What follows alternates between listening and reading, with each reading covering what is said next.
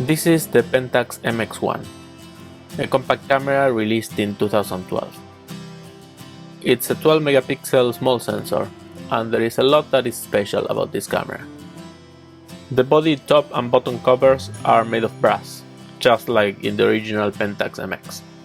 It also takes a lot of the sound cues from the MX. And I love it. The MX was my main SLR back in film times. I had 2 of them. Hey, who am I kidding? I still have the same 2 black MX bodies I shot so much with. The MX-1 also had what's probably the best and intentionally hilarious camera commercial ever made, with a very affected middle-aged man with a British accent walking around Paris. Of course, I took my MX-1 when I went to Paris in my last pre-COVID trip in 2019.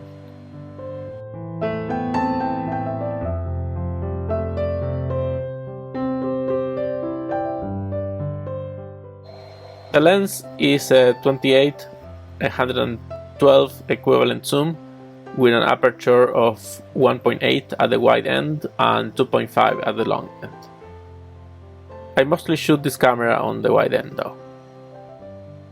The body is not small as it could be for this type of camera, and that's a good thing. It makes it easier to grip than, for example, the Pentax Q series. I've added a small rubber grip to mine that helps with handling. The extra weight, probably thanks to the brass, is also welcome. The camera feels solid in the hand.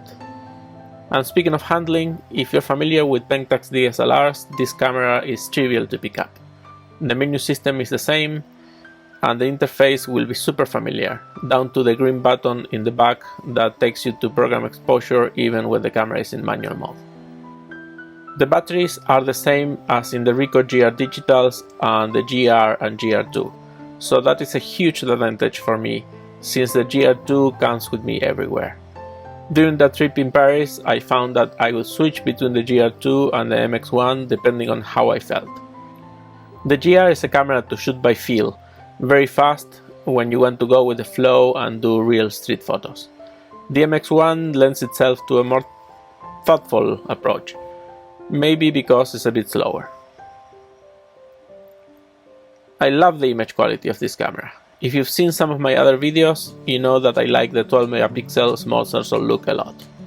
In a previous video I compared the image quality of the MX-1 with the quality of Kodak Tri-X scan at 4000 dpi. And frankly, I find it totally comparable. So is this camera relevant in 2022? Absolutely.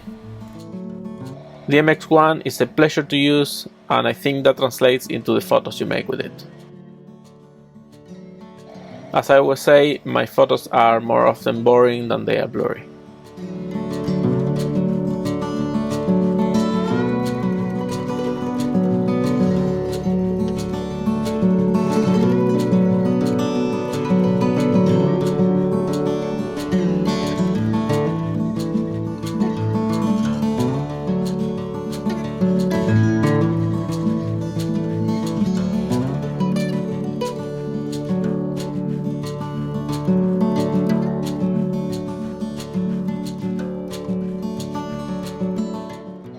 There's a really nice macro mode, and that was the reason I used the MX-1 when I made my digital back to a box camera.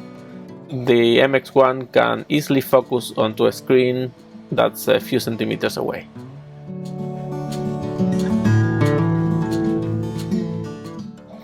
I've even did some infrared photography with it. With a filter adapter that holds onto the lens barrel and an IR 720 filter, it's possible to shoot some interesting photos. Exposure times will be long because this camera isn't converted to infrared or full spectrum, but it is doable. In fact, this was my gateway drug to getting a full spectrum converted camera later on. All in all, this is a camera from a time when Pentax used to do quirky experiments with their products. Think about the Q system, the K01, and so on. The MX-1 remains a camera that makes you miss those times. Check out my photos at my website, juanpilore.com, and until the next video, cheers and goodbye.